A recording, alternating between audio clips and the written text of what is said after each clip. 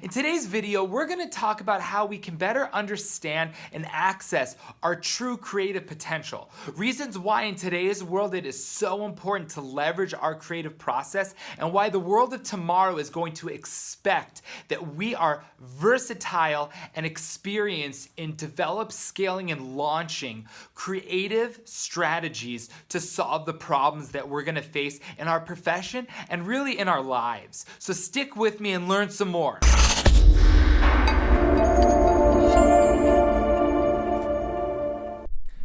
Hey everybody, this is Michael Cohen, the Tech Rabbi, and welcome to the Educated by Design vlog, episode number 6. Today we're going to talk about tapping into our creative potential. And that might sound like a big idea. That might sound like something intimidating or nearly impossible. But the truth is, if you really understand the fundamentals in which creative process can be developed, you will be able to build out your creative abilities. And the truth is, just have the mindset and the creative confidence to understand and acknowledge your creative self. So the first one is that confidence, and I can't stress that enough. 95% of this is in your head. And when you talk to amazingly talented creative professionals in any type of space, they could be in business, they could be in health, industry, manufacturing, or in one of the traditional quote-unquote creative spaces of design, art, media, content creation. Whatever it is, many of them are going to say that it's the way they think. It's the way in which they understand that the unconventional or the simple and even the obvious, which is that hindsight is always 20/20 approach. If only I had thought of that Uber concept, I could have been the next Uber. It's easy to say that after Uber has already been created. So it's that creative confidence. It's that understanding of growth, of patience, of being able to really just experiment that is going to lead to a more creative self. But there also requires a certain doing, a certain level of action. That leads me to number 2, which is do stuff. Don't stop, don't hesitate, don't wonder what if. You have to do things. And one of the problems in education today is that we have created the perfection effect, which is that if it is not of A+ quality, it's not worthy. You can't put it out public, you can't showcase it, you can't send it home to parents, right? Those imperfections, those real life realities, that is what's genuine. Now, I want to just preface, that doesn't mean put out bad content. That doesn't mean that you don't do your research or you talk about something that's cool and trending but you're not qualified to speak about.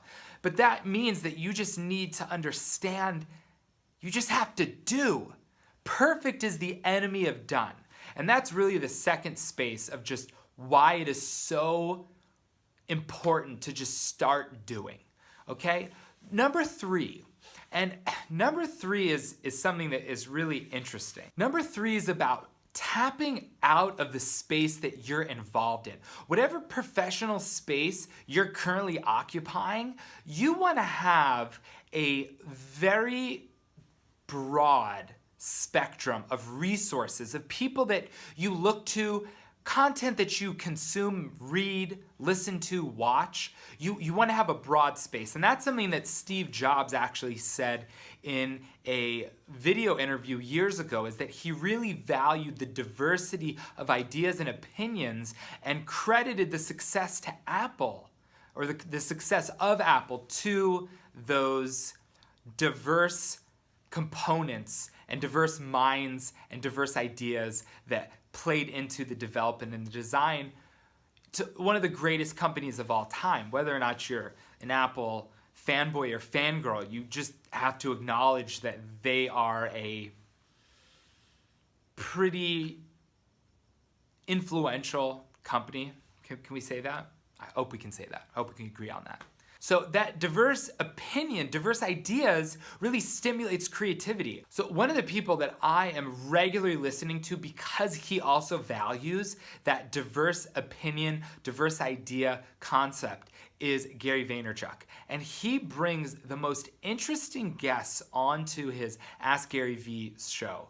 And like, I now have a resource of somebody that is in the HR space, coaching organizations to develop a more positive and proactive culture with their personnel, with their faculty members, with their employees. And that's just, for me, really interesting.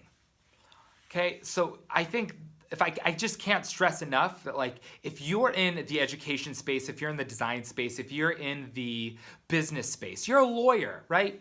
You need to consume or hire somebody or expect somebody in your organization to consume that diverse content and present that as a method of stimulating creativity when you are strategizing and scoping out the potential projects that might attribute to more success in whatever industry you're involved in.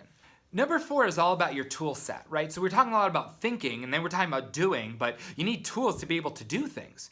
And the conversation right now in the space of education, the space of business, is constantly looking and shifting and assessing the validity of technology in performing various tasks, functions, experiences. The problem is that in business, there isn't an option to not use technology. And I say this time and time again, there is no medical professional, there's no manufacturer, there is no mechanic, right? Like, that you would go to that says, I don't use technology, it's going to take longer, or, there might be a hit or miss on the quality.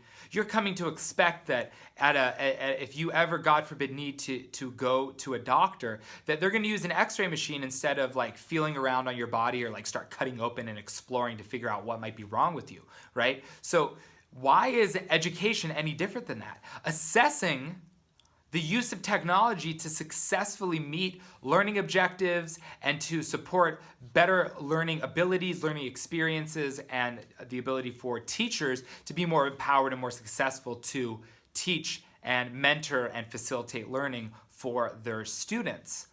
Now, in all other spaces, processes adapt. Education, we're stuck, and we're trying to do the same processes, the same things that were done 10, 15, 20, 50, 100 years ago. The technology is constantly changing. So we're like, how am I going to use augmented reality or virtual reality to create a traditional standardized assessment? It's like, well, you don't. You create an infatuation and a love with the content through this vehicle so that they never forget that learning. Now, if that learning isn't that important, then why are you wasting your time assessing it? Oh, because it's on a standardized test. Collaboration, right? That soundboard, that conversation. And I think that is the most important advice that I can give educators, is that you get to school super early. You are so focused on ensuring that your students are going to not just have a great day, but that there's going to be a great space of learning in your classroom, that sometimes we forget there are other people in the building.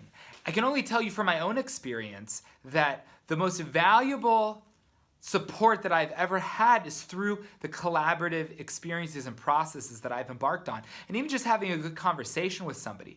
One of the things that has happened over the past year for me is that I've really aligned myself with extremely talented and generous people who have given me time, 10 minutes, 15 minutes, an hour, to have a conversation, to soundboard, to seek advice. And I would say 9 times out of 10, some of my best ideas actually came from them looking at it from a different angle, from a different vantage point, and giving me the feedback that I needed to either make an existing idea better, or it actually created a new idea for what will end up being the best solution for the challenges that I face. So that's today's Educated by Design episode. Don't forget to subscribe. Please like this video, share it out, and once again, give me the feedback that either this just is not working and is not helpful, or you are thankful because this helped you or helped somebody that you care about. Thanks for watching, and tune in next week.